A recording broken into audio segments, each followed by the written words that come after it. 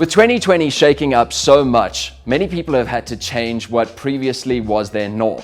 And these unintended consequences might have been that you picked up an additional skill, or maybe even that you developed a hobby of some sort. It might have also been that you had picked up a lot of weight from going to the fridge unintentionally just out of sheer boredom. But there's one central thing that researchers have shown that we were doing more than ever before, and that's watching television. Just to put it into perspective, previously we were looking at around an hour 36, and now the average time for South Africans is a whopping 4 hours and 12 minutes during lockdown. Now that's a lot of time, so we thought we'd look at one of the secrets behind the silver screen, and since it is backbeat, it has to do with sound. So take a look at these biggest moments in movie history and see if you can pick out what exactly it is.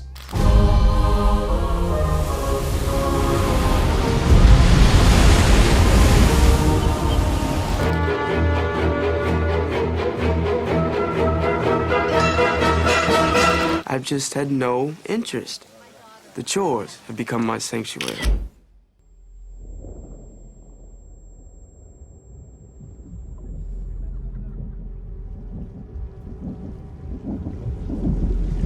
Get out. Sorry, man. Okay. Get out! While dialogue and visuals can make a massive impact towards telling the emotion and the story of a movie, there's one other thing that's underneath all that. I'm talking about the music. Known as a film score, it sets the tone for how we should perceive certain scenes. So if you're not exactly certain what I'm talking about here, take a look at this. It's the opening of The Lion King, and let's face it, we all know this scene. It's majestic, it has a way of giving a bit of hope to the general sense of the movie. But if we swap out the music that's so iconic to the scene, it suddenly tells a very different story.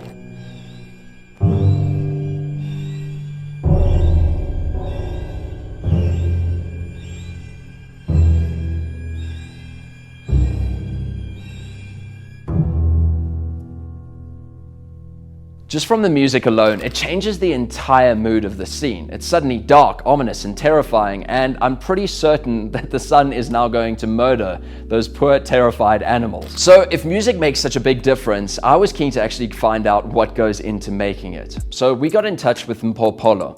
He's a producer better known as 37 Mph, and he's been behind creating genres such as hip-hop and house, all the way to kwaito and drum and bass.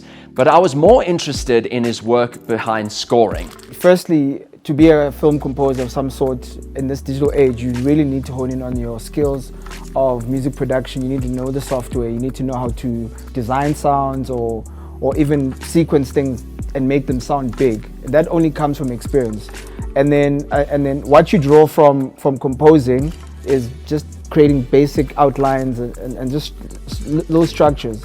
But I think in my training, working in the live environment, which is musical directing, has helped me to understand the pace and the workflow of being able to deliver on time for film projects. You see, he's been behind the soundtracks such as Tsotsi, Blitz Patrolli, as well as the recent series Isono. The approach to creating an audio palette for a piece of film or piece of script, it pretty much, you first kind of need to understand what the director's looking for, what the vision is, what the scope of the movie is. For instance, I was telling someone yesterday that for a movie that belongs, that's this big in terms of how the shots work, you can't all of a sudden have a massive orchestra.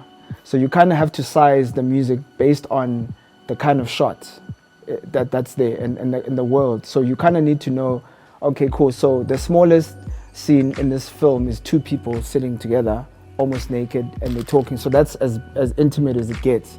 And then if there's an action scene where it's shot from a drone, there's car chases, now that's a little bit more massive. That's like, whoa.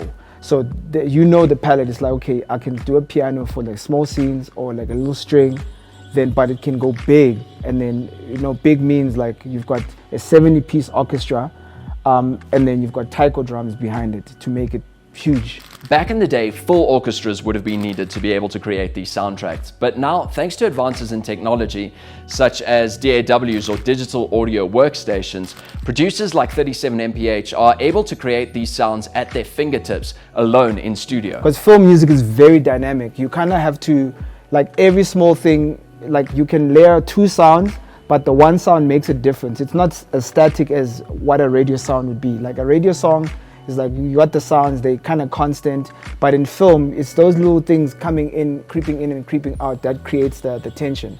Then I have like, so these parts, if you notice, I've got everything color coded. So in terms of, so I've got like these ominous sounds. So I designed this one in Omnisphere, and then continual tension. Like this one is a very like, it's like, you know, it's just to create pace and a little bit of suspense. Then I've got like another, like this one is like high pitch. It's like for those crazy moments. And then obviously a rise and hit. It's great for transitions. And then obviously I love 808s. It kind of, I think the 808 sounds bring in the modern part of the scoring.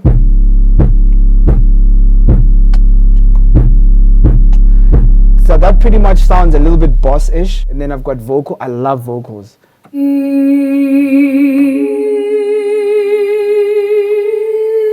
And then soprano, it's the same thing. And then I've got this is a special one that I created on my own.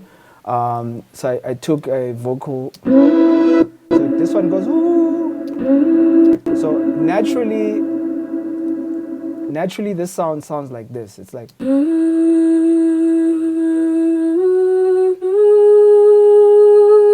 so that is my voice. So it's like,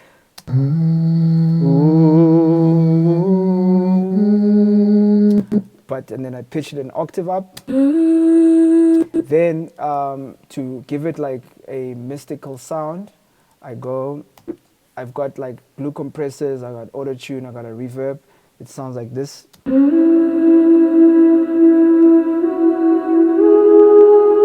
And then if you take that same vocal, throw it into a simpler,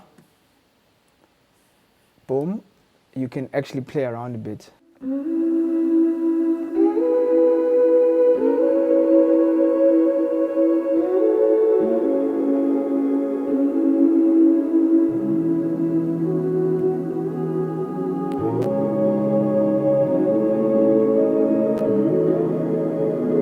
So you can create amazing soundscapes. I get that music creates emotion, and we've been saying that from the beginning, but if you listen to one note, our brains have very little context to be able to pick up what that emotion is.